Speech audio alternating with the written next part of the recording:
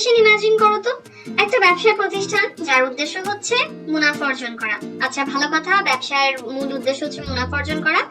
এখন ওই ব্যবসা প্রতিষ্ঠানের উদ্দেশ্যটা তো ঠিক আছে, কিন্তু এই উদ্দেশ্য অর্জন করার জন্য কোনো রকমের পরিকল্পনা বা প্ল্যানিংই তৈরি করা হয়নি বা কোনো প্ল্যান করা হয়নি। তাহলে এই ক্ষেত্রে তোমার কি মনে হয় প্রতিষ্ঠান কি তার উদ্দেশ্যটা অর্জন করতে পারবে? প্রতিষ্ঠানে বিশৃঙ্খলা দেখা দিবে না? দেখা কিন্তু দেওয়াটা খুবই স্বাভাবিক। তার মানে পরিকল্পনার গুরুত্ব রয়েছে। তাহলে কি কি গুরুত্ব রয়েছে? আচ্ছা আরেকটা কোয়েশ্চেন করি, পরিকল্পনার কি কোনো সীমাবদ্ধতা রয়েছে? থাকলে সেটা কি কি? আরেকটা কোয়েশ্চেন করি, সেটা হচ্ছে উদ্দেশ্য এবং পরিকল্পনা এই দুটোর মধ্যে সম্পর্কটা কি? তাহলে এই সকল কোয়েশ্চেন আনসার জানা যাবে এই ভিডিও লেকচারে। আসসালামু আলাইকুম সবাইকে, welcome to another new video of management second paper. এই ভিডিওতে আমরা পরিকল্পনা প্রণয়ন ও সিদ্ধান্ত গ্রহণ এই অধ্যায়ের আরো কয়েকটা টপিক সম্পর্কে আলোচনা করব, এবং এই মাত্র এতগুলো যে কোয়েশ্চেন করলাম, তো সেই কোয়েশ্চেনগুলোর আনসার খোঁজার মাধ্যমে মূলত আমরা পরিকল্পনার গুরুত্বগুলো জানতে পারবো, পরিকল্পনার সীমাবদ্ধতা সম্পর্কে জানতে পারবো, এবং উদ্দেশ্য এবং পরিকল্পনার মধ্যকার সম্পর্কও জানতে পারবো। তাহলে চলো আমরা পড়াশোনা শুরু করি। একদম প্রথমে জানবো পরিকল্পনা কেন গুরুত্বপূর্ণ, পরিকল্পনার গুরুত্বগুলো কি কি সেটা। একটু আগে যে ব্যবসা প্রতিষ্ঠানের উদাহরণটা দিয়েছি তার মাধ্যমে তো এটা স্পষ্ট যে হ্যাঁ গুরুত্ব আছে, কিন্তু কি কি গুরুত্ব? তাহলে প্রথমে আসা যাক প্রাতিষ্ঠানিক উদ্দেশ্য অর্জন। এইটা হচ্ছে পরিকল্পনার অন্যতম একটা গুরুত্ব। এখন পরিকল্পনার কাজ কি? পরিকল্পনার কাজ হচ্ছে প্রতিষ্ঠানে বিশৃঙ্খলা দূর করা, অর্থাৎ সবকিছু যাতে একটা সিস্টেমের মাধ্যমে করা হয়, এবং সেই সাথে ঝুঁকি এবং অনিশ্চয়তা দূর করে সহজে যাতে ব্যবসায় তার উদ্দেশ্য অর্জন করতে পারে সেটার জন্য সহায়তা করা। এখন আগে থেকে যেহেতু প্ল্যান করা থাকে, এই জন্য কিন্তু যারা নির্বাহীগণ থাকেন, যারা ব্যবস্থাপকগণ থাকেন, যারা তত্ত্বাবধায়ক থাকেন, তারা কিন্তু সহজেই বুঝতে পারে যে তাদের কি করতে হবে এবং তারা সেই অনুযায়ী কর্মসূচি গ্রহণ করতে পারেন। এই জন্য এভাবে করে কিন্তু তারা ঠিকঠাক ভাবে তাদের কাজটা করতে পারেন এবং প্রতিষ্ঠানও উদ্দেশ্য অর্জন করতে পারে। তাই কার্যকর পরিকল্পনা উদ্দেশ্য অর্জনের ক্ষেত্রে কিন্তু একটা প্রথম এবং সেই সাথে প্রধান একটা হচ্ছে কার্য ব্যবস্থা। কারণ পরিকল্পনা করাই হয় এভাবে যাতে করে প্রতিষ্ঠান তার উদ্দেশ্য অর্জন করতে পারে। নেক্সট হচ্ছে ব্যবসার উন্নয়ন ও সম্প্রসারণ। আচ্ছা এটা কিন্তু আমরা আগের একটা ভিডিও লেকচারে পড়েছি যে প্রতিষ্ঠানগুলো কি করে পরিকল্পনা প্রণয়নের সময় SWOT অ্যানালাইসিস করে, অর্থাৎ প্রতিষ্ঠানের অভ্যন্তরীণ এবং বাহ্যিক বিভিন্ন ধরনের বিষয় আশা হচ্ছে বিবেচনা করে, এবং অভ্যন্তরে এবং বাইরে যে সকল সমস্যা ভবিষ্যতে ফেস করতে হবে সেগুলো পরিকল্পনা প্রণয়ন করার সময় বা পরিকল্পনা তৈরি করার সময় কিন্তু খুব কেয়ারফুলি বিশ্লেষণ করা হয় এবং ওই অনুযায়ী কিন্তু প্ল্যানিংটা করা হয়ে থাকে। তো বর্তমানে প্রতিযোগিতামূলক বিশ্বে এভাবে পরিকল্পনা প্রণয়ন করার মাধ্যমেই কিন্তু ব্যবসায় প্রতিষ্ঠান তার ঝুঁকি হ্রাস করতে পারে এবং অনিশ্চয়তা দূর করার মাধ্যমে তার কার্যকলাপ সম্প্রসারণ করতে পারে এবং ব্যবসার উন্নয়নটা নিশ্চিত করা যায়। অর্থাৎ ব্যবসায় প্রতিষ্ঠান তো তখন চিন্তা করছে যে তার অভ্যন্তরীণ এবং বাহ্যিক কি কি সমস্যা মোকাবেলা করতে হবে এবং সেগুলো মোকাবেলা কিভাবে করবে সেই জিনিসগুলো তো পরিকল্পনা তৈরি করার সময় হচ্ছে যে তোমার বিবেচনা করা হবে। তো এর ফলে দেখা যায় যে খুব ইজিলি ব্যবসায় প্রতিষ্ঠান তার যে সমস্যাগুলো সেগুলো দূর করার মাধ্যমে তার ব্যবসায় প্রতিষ্ঠানের সম্প্রসারণ এবং ব্যবসার উন্নয়ন নিশ্চিত করতে পারে। নেক্সট হচ্ছে ব্যয় ও অপচয় হ্রাস। আচ্ছা আগে থেকে চিন্তা ভাবনা করে পরিকল্পনার মাধ্যমে যদি কাজ করা হয় সেক্ষেত্রে কিন্তু অতিরিক্ত ব্যয় হওয়ার সম্ভাবনাও কমে যায়, কারণ আগে থেকে কিন্তু এটা ঠিক করে রাখা হয় যে কোন কাজের জন্য কতটুকু ব্যয় করা দরকার, তাই না? তাহলে এর ফলে কিন্তু অতিরিক্ত ব্যয় করাটা রোধ করা যায় বা বন্ধ করা যায়। এছাড়া প্রতিষ্ঠানের সকল পর্যায়ে যদি বাজেট থাকে এবং সেই সাথে বাজেটের আলোকেই যদি কাজকর্ম ওভাবেই যদি পরিচালিত হয় তখন কিন্তু দেখা যায় যে অনেক কম খরচে বা মিতব্যয়িতা অর্জন করা কিন্তু যায়, অর্থাৎ কম খরচেই তখন কাজগুলো করা যায় বা অর্থের যে অপচয় সেটা হচ্ছে রোধ করা যায়, অর্থাৎ যতটুকু প্রয়োজন ততটুকুই শুধুমাত্র তখন সেই ক্ষেত্রে খরচ হয়। এবং এই ক্ষেত্রে কিন্তু জনশক্তি এবং বাকি যে উপকরণাদিগুলো আছে এখানের অপচয় হ্রাস করতেও কিন্তু পরিকল্পনা হেল্প করে থাকে। যেমন পরিকল্পনা বলে দেয় যে আমার এই কাজটা করতে টোটাল কতজন এমপ্লয়ি লাগবে, তো আমার আবার বাড়তি এমপ্লয়ি রাখতে হয় না। এখন এমপ্লয়ি রাখলেই তো তাদেরকে পারিশ্রমিক দেওয়ারও তো একটা বিষয় আসে। তাহলে যদি আমি অতিরিক্ত কর্মী রাখি, পরিকল্পনা যদি না করি, তাহলে এতে করে কিন্তু অপচয় ঘটে, অর্থেরও অপচয় ঘটে এবং সেই সাথে জনশক্তি এটারও অপচয় ঘটে। তো এটা তো একটা এক্সাম্পল দিলাম। তো এভাবে পরিকল্পনার মাধ্যমে কিন্তু প্রতিষ্ঠান যে উপকরণাদিগুলো আছে সেগুলোর অপচয় হ্রাস করা যায়, অতিরিক্ত ব্যয় হচ্ছে কমানো যায়। নেক্সট হচ্ছে উপকরণাদি কার্যকর ব্যবহার। যে প্রতিষ্ঠান তাদের উপকরণাদি যতটা ঠিকঠাক ভাবে ব্যবহার করতে পারে সেই প্রতিষ্ঠান কিন্তু তত সফল। এখন সুষ্ঠু পরিকল্পনার মধ্য দিয়ে যদি কাজ করা যায় তাহলে কিন্তু প্রতিষ্ঠান যে উপায় উপকরণাদি আছে সেগুলো কিন্তু কার্যকর ভাবে ব্যবহার করা যায় এবং এর ফলে কিন্তু দক্ষতাও বাড়ে। আচ্ছা, দক্ষতা বলতে কি বোঝায়? অর্থাৎ আমি কম ব্যয় করে আমি বেশি আউটপুট পাবো, এই জিনিসগুলোই তো দক্ষতার ক্ষেত্রে আসে, তাই না? তো সুষ্ঠু পরিকল্পনার মধ্য দিয়ে যদি কাজ করা হয় তাহলেই কিন্তু প্রতিষ্ঠান নিয়োজিত যে উপায় উপকরণাদি আছে সেগুলো কার্যকর ভাবে ব্যবহার করা যায় এবং এগুলোর দক্ষতাও বাড়ে। এবং দক্ষতা বলতে আমরা কি বুঝি? দক্ষতা হচ্ছে যে আমি কম খরচেই হচ্ছে যে আমি বেশি আউটপুট পাবো আর কি। যেমন কোন একটা প্রতিষ্ঠান এ আর কোন একটা প্রতিষ্ঠান বি, এখন এ যতটুকু প্রোডাক্ট উৎপাদন করতে পারে বি হচ্ছে ওই সেম টাইমে ওই সেম পরিমাণ সম্পদ ব্যবহার করে এর থেকে কম পণ্য উৎপাদন করতে পারে, তাহলে অবশ্যই এই প্রতিষ্ঠানটার হচ্ছে যে তোমার দক্ষতা বেশি, তাই না? তো সুষ্ঠু পরিকল্পনার মাধ্যমে কিন্তু দক্ষতাও বাড়ে এবং এই দক্ষতার উন্নয়নে কিন্তু প্রাতিষ্ঠানিক উৎপাদনশীলতা বৃদ্ধি এবং সেই সাথে প্রাতিষ্ঠানিক লক্ষ্যার্জন নিশ্চিত করতে পারে। যে প্রতিষ্ঠান যত বেশি দক্ষ সেই প্রতিষ্ঠানের কিন্তু তত বেশি সুযোগ রয়েছে প্রাতিষ্ঠানিক লক্ষ্য অর্জন করার। নেক্সট হচ্ছে সঠিক কার্যধারা অনুসরণ। এটা হচ্ছে পরিকল্পনা কিন্তু প্রতিষ্ঠানের ভবিষ্যৎ কাজগুলো কি হবে সেটা সম্পর্কে একটা সুস্পষ্ট রূপরেখা প্রদান করে, একদম স্পেসিফিক্যালি বলে দেয় যে ভবিষ্যতে কি কি কাজ করবে এবং প্রতিষ্ঠানের উপর থেকে নিচ পর্যন্ত প্রত্যেকটা ব্যক্তি, বিভাগ, উপবিভাগ তারা কিন্তু পরিকল্পনার অধীনেই কাজ করে এবং এর ফলে কি হয় যে তারা তাদের করণীয় সম্পর্কে আগেই জানে। যে পরিকল্পনা তো বলেই দেয় স্পেসিফিক্যালি যে কি কি কাজ করতে হবে এবং প্রতিষ্ঠানের বিভিন্ন ব্যক্তি, বিভাগ, উপবিভাগ তারাও কিন্তু এর মাধ্যমে জেনে নিতে পারে সহজে যে তাদের করণীয়টা কি, যেহেতু তারা প্রতিষ্ঠানে পরিকল্পনার অধীনেই কিন্তু কাজ করে এবং এতে করে তারা এটা হচ্ছে যে মেন্টালি প্রিপেয়ার থাকতে পারে যে কি কি কাজ করবে এবং ইজিলি তারা তাদের কাজটা করতে পারে। তো সঠিক কার্যধারা অনুসরণও কিন্তু করা যায় এই পরিকল্পনার মাধ্যমে। পরিকল্পনা বলে দেয় যে কার কি কাজ করতে হবে, কিভাবে কাজ করতে হবে এবং এর ফলে দেখা যায় যে প্রতিষ্ঠানের শৃঙ্খল ভাবে সবগুলো কাজ হতে পারে। নেক্সট হচ্ছে ব্যবস্থাপনার অন্যান্য কাজ বাস্তবায়ন। একটা বিল্ডিং তৈরি করার সময় যেমন আগে বেসমেন্ট তৈরি করে নিতে হয় তেমনি ব্যবস্থাপনার বাকি কাজগুলো করার আগেও মানে সব কাজ করার আগে একদম ফার্স্টে করতে হয় পরিকল্পনার কাজটা, হ্যাঁ। এবং ব্যবস্থাপনার প্রথম এবং প্রধান কাজ কিন্তু এই পরিকল্পনাই। এটা হচ্ছে অন্যান্য কাজের ভিত্তি স্বরূপ এবং পরিকল্পনা ছাড়া বাকি কাজগুলো করাই যায় না। তাহলে ব্যবস্থাপনার অন্যান্য কাজ বাস্তবায়ন করার জন্য পরিকল্পনার উপস্থিতি থাকাই লাগবে। তাহলে তো বুঝাই যাচ্ছে যে পরিকল্পনার এটা একটা বড় ধরনের গুরুত্ব, যে ব্যবস্থাপনার অন্যান্য কাজ বাস্তবায়নই হয় এই পরিকল্পনার মাধ্যমেই। অর্থাৎ পরিকল্পনা, ব্যবস্থাপনা অন্যান্য কাজে সঠিক বাস্তবায়নে কিন্তু দিক নির্দেশনা প্রদান করে। তাহলে এই ছিল পরিকল্পনার বেশ কয়েকটা গুরুত্ব। এখন আমরা যে জিনিসটা জানবো সেটা হচ্ছে যে পরিকল্পনার সীমাবদ্ধতা কি আছে? হ্যাঁ আছে। এখন কি কি সীমাবদ্ধতা আছে সেটা জানবো। হ্যাঁ, এই ব্যাপারটা কোনোভাবে আমরা অবহেলা করতে পারি না বা ইগনোর করতে পারি না, ডিনাই করতে পারি না যে পরিকল্পনা অনেক বেশি ইম্পর্টেন্ট একটা কাজ, ব্যবস্থাপনার অন্যান্য কাজে ভিত্তি এটা। কিন্তু হ্যাঁ, এই পরিকল্পনারও কিছু সীমাবদ্ধতা রয়েছে, কিছু প্রবলেম রয়েছে এবং এই প্রবলেমগুলো দেখা যায় কি যখন পরিকল্পনা প্রণয়ন করা হয় এবং পরিকল্পনা বাস্তবায়ন করা হয় তখন এই প্রবলেমগুলো ধরা পড়ে, প্রবলেমগুলো ফেস করতে হয়। তো কি সেই প্রবলেমগুলো সেটাই আমরা জানবো। ফার্স্ট হচ্ছে পটভূমি বা অঙ্গন নির্ধারণের সমস্যা। আচ্ছা, পরিকল্পনার অঙ্গন কাকে বলে? এটা একটু মনে করো তো ডেফিনিশনটা। যে অবস্থার মধ্য দিয়ে পরিকল্পনাটা বাস্তবায়ন করা হবে সেই অবস্থাটাকেই কিন্তু বলা হয় যে পরিকল্পনার পটভূমি বা অঙ্গন। এখন পরিকল্পনা যখন করা হয় তখন ভবিষ্যৎ সিচুয়েশনটা কি হবে সেই সম্পর্কে কিন্তু আগাম একটু ধারণা করতেই হয়, তাই না? তো পরিকল্পনাতে এটা নিয়ে এখন ভবিষ্যৎ অবস্থা কি দাঁড়াবে এটা একদম আমরা তো একদম অ্যাকুরেট বলতে পারবো না বা একদম 100% যে আমরা কারেক্টলি বলতে পারবো যে ভবিষ্যতে এই ধরনের সিচুয়েশন হবে এটা তো সবসময় সম্ভব না, তাই না? এবং হ্যাঁ, এবং পরিকল্পনা যখন বাস্তবায়ন করা হবে তখন কোন কোন বিষয়গুলো আসলে এখানে একটা প্রভাব বিস্তার করবে সেই সম্পর্কেও কিন্তু প্রয়োজনীয় তথ্য উপাত্ত সংগ্রহ করতে হয় পরিকল্পনা প্রণয়নের সময়। কিন্তু আনফরচুনেটলি অনেক সময় যে তথ্যগুলো পাওয়া যায় সেগুলো নির্ভুল হয় না, নির্ভরযোগ্য হয় না, এন্ড এই কারণে পটভূমি বা অঙ্গন নির্ধারণটা কঠিন হয়ে পড়ে। এই অবস্থাটা বোঝা খুবই টাফ হয়ে যায় যে আসলে আমার ভবিষ্যতে কি ধরনের সিচুয়েশনের মধ্যে দিয়ে পরিকল্পনাটা বাস্তবায়ন করা হবে। নেক্সট হচ্ছে সময় সাপেক্ষ।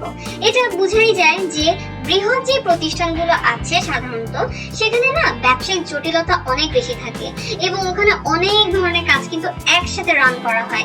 তো এর ফলে কি হয় যে অনেক সময় পরিকল্পনা তৈরি করতে অনেক বেশি সময় নষ্ট হয়।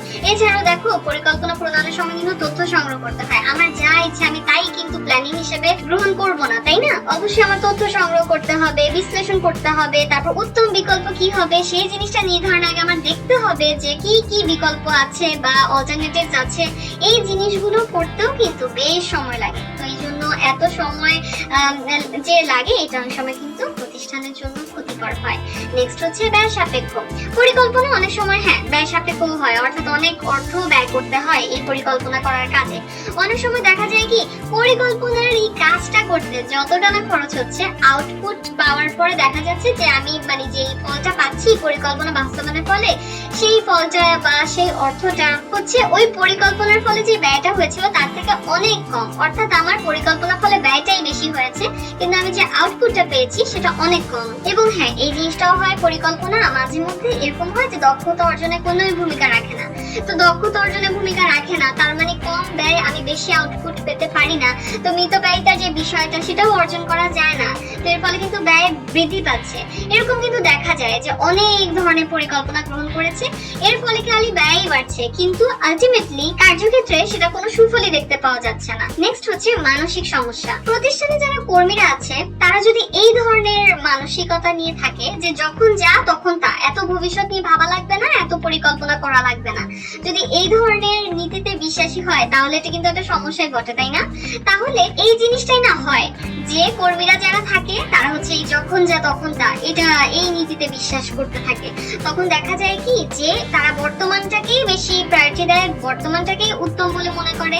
তো এই জন্য এই যে নতুন পরিকল্পনা গ্রহণ করা দরকার এবং তা বাস্তবায়নের জন্য যে জনশক্তির উৎসাহ দরকার সেটা আর নিশ্চিত করা যায় না। জনশক্তি যারা কাজটা করবে তারা অনেক নিরুৎসাহ বোধ করে এবং এটা কিন্তু তখন দেখা যায় যে পরিকল্পনা বাস্তবায়নের সমস্যা সৃষ্টি করে। অর্থাৎ যারা কাজটা করবে তাদের যদি মানসিকতা এরকম থাকে যে যখন যা তখন তা, এত প্ল্যানিং করে লাভ নেই, এত প্ল্যানিং করার দরকার নেই, তখন দেখা যাবে কি যে তাদের এই যে পরিকল্পনা গ্রহণ এবং বাস্তবায়নের ক্ষেত্রে যে নিরুৎসাহ বোধ, এর ফলে দেখা যাবে যে পরিকল্পনা বাস্তবায়নে অনেক প্রবলেম হবে। আচ্ছা, তাহলে এরপরে আমরা আরো কিছু সীমাবদ্ধতা পড়বো পরিকল্পনার। তো আমরা নেক্সট এই পরিকল্পনার সীমাবদ্ধতা পড়বো, সেটা হচ্ছে উদ্যোগ গ্রহণের বাধাদান। এটা হচ্ছে কি পরিকল্পনাকে সমালোচনা করতে গিয়ে অনেকেই এই ধরনের মন্তব্য করে যে পরিকল্পনার ফলে যেহেতু আগে থেকে ডিসাইড করাই থাকে যে কে কোন কাজটা করবে, তো এর ফলে না একজন ব্যক্তি বা একজন কর্মী যে উদ্যোগ গ্রহণ করবে সেই জিনিসটা হয়ে ওঠে না। অর্থাৎ পরিকল্পনার মাধ্যমে যা বলা হচ্ছে তারা এভাবে করতেই থাকে এবং এই জিনিসটা না একজন ব্যক্তির প্রতিভা বিকাশের অন্তরায় বা বাধা সৃষ্টি করে আর কি পরিকল্পনাটা। তো এটা অনেকেই কমেন্ট করে আর কি। আর এই জিনিসটা কিন্তু একজন ব্যক্তি যে স্বাধীনভাবে তার কাজটা করবে এবং উদ্যোগ গ্রহণের যে স্বাধীনতাটা তার কাজের ক্ষেত্রে, সেটা হচ্ছে পরিকল্পনার জন্য হয়ে ওঠে না। তো এই জন্য এই জিনিসটা কিন্তু কর্মীকে উদ্যমহীন করে তুলতে পারে, যে কর্মী তার নিজের মতো করে বা কর্মী নতুন উদ্যোগ গ্রহণ করবে, একটু এক্সপেরিমেন্ট করবে, তার ক্রিয়েটিভিটি দেখাবে, এই জিনিসটা সে করতে পারছে না। তো এই জিনিসটা তাকে উদ্যমহীন করে ফেলে এবং কর্মীর যেই পরিমাণ উৎসাহ বা আগ্রহ নিয়ে একটা কাজ করা দরকার, এই উৎসাহটা সে হারিয়ে ফেলে।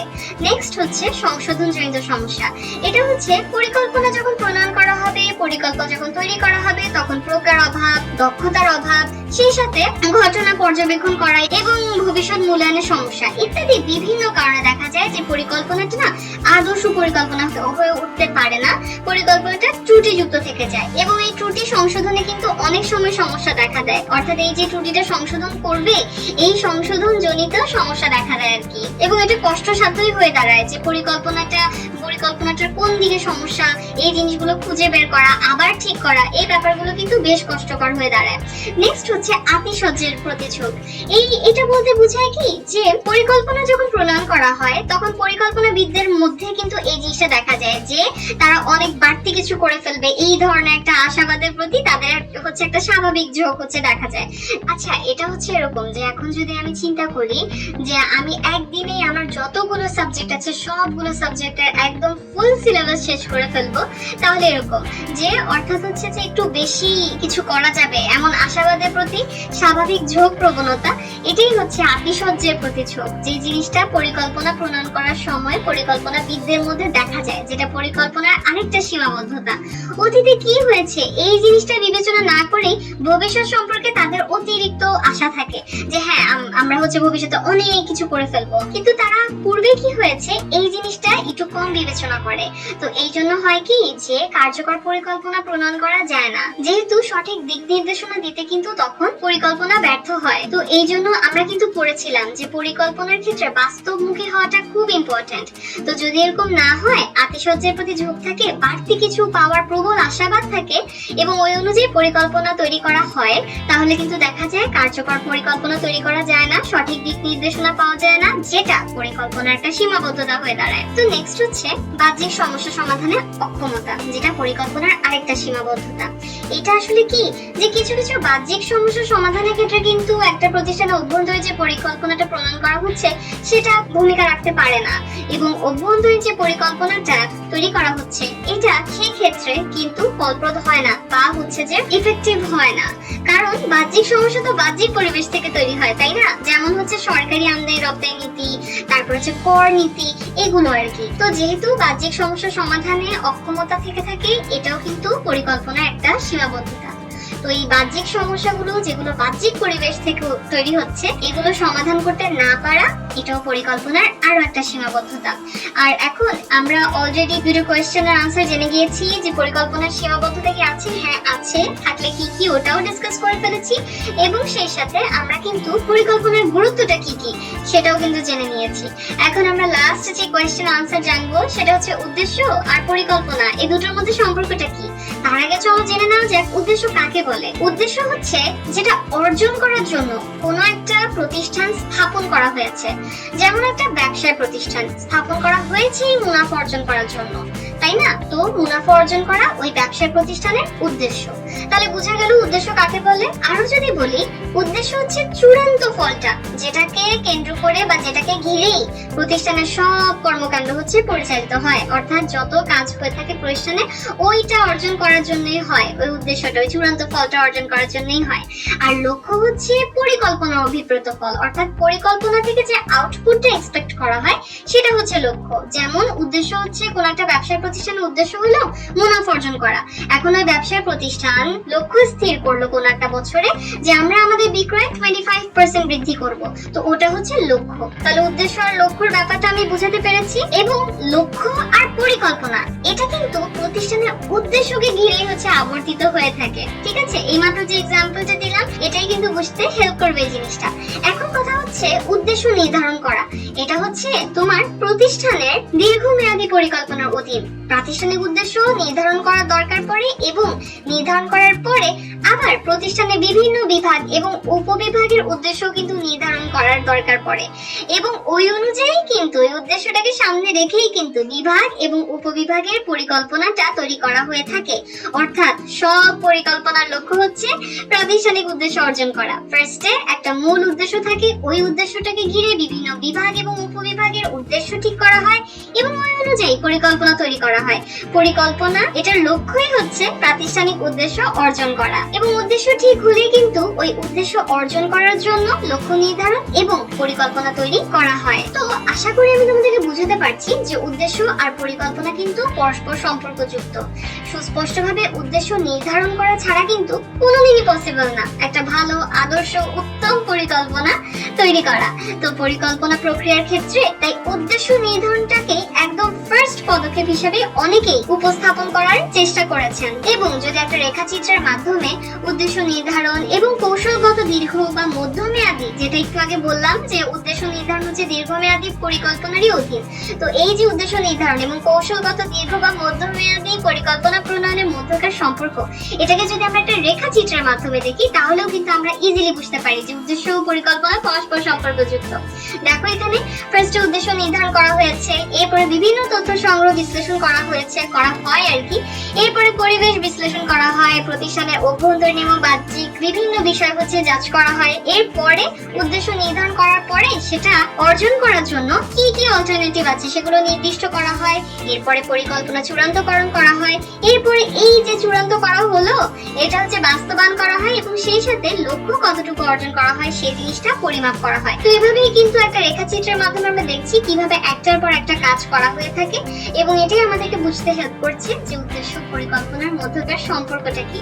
তাহলে আশা করি আমি তোমাদেরকে এই কনসেপ্টগুলো একদম ক্লিয়ারলি বুঝাতে পেরেছি। উদ্দেশ্য এবং পরিকল্পনা সম্পর্কযুক্ত এটা বুঝাতে পেরেছি, পরিকল্পনার গুরুত্ব বুঝাতে পেরেছি এবং সেই সাথে বুঝাতে পেরেছি যে পরিকল্পনার সীমাবদ্ধতাগুলো কি কি। আশা করি এই সম্পর্কে তোমাদের কনসেপ্ট ক্লিয়ার হয়েছে। ধন্যবাদ সবাইকে।